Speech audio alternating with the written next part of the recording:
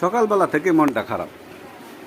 এক ইউটিউবার বলল ট্রাম্প ধমক দিলে কিম জং উন প্রস্তাব করে দেবে। আমি কিন্তু অন্য কথা বলি। বাইডেন চলে গেছে, এইবার ট্রাম্পের পালা। তো ট্রাম্পকে সবাই পাগল বলে। কেন বলে আপনি জানেন, আপনারা জানেন। আমার কথা হলো শি জিনপিং, মোদি,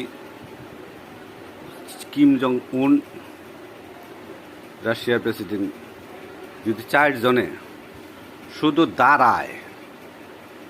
দাঁড়িয়ে থাকে, ট্রাম্প হেগে দিবে। আপনি বিশ্বাস করেন? একবার দাঁড় করাই দেখেন, বুঝছেন? তো একটা জিনিস সবসময় বলি, মুরলগিরি ভালো, কিন্তু অত মুরলগিরি ভালো না। কথা বলবেন, কিছু লাগামের দরকার আছে। ভারত, রাশিয়া, চীন, উত্তর কোরিয়া যদি একসাথে থাকে, তাহলে আমেরিকা দেউলিয়া হয়ে যাবে। লিখে রাখেন। যদি ট্রাম্প তো যাবেই, ট্রাম্পের পরের সরকারি বুঝতে পারবে যে আমেরিকার নাম্বার 1 না নাম্বার 10। আমেরিকা ফার্স্ট, শুধু ওরা দাঁড়াবে। একসাথে দাঁড়িয়ে থাকলে ফার্স্ট তো দূরের কথা, 10 নম্বরও স্থান হবে। একটু ধৈর্য ধরে দেখেন, শুরু হয়ে গেছে খেলা। মনে রাখবেন, পৃথিবী সাইক্লিক ওয়াটারের নিয়মে চলে। পতন আপনার হবেই। যদি আপনার উত্থান হইতে থাকে, উত্থানের পর পতন আসবেই।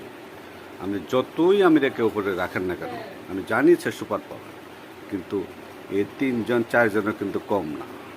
শুধু আমেরিকা, ইউরোপ আলাদা হয়ে যাক, ইউরোপ এশিয়ার কাছাকাছি আসুক, দেখেন আমেরিকা কোথায় যায়।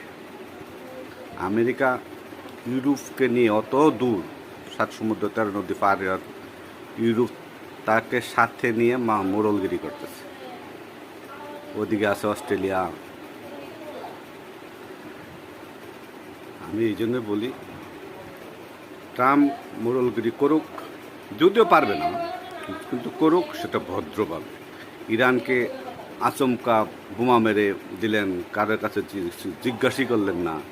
এইটাই তো নিয়ম আপনাদের। ধৈর্য ধরেন, সৃষ্টিকর্তা একজন আছে, সেটা মানেন আর নাই মানেন। কি বলেন? বিশ্বাস হয় না? একটু ধৈর্য ধরে দেখেন।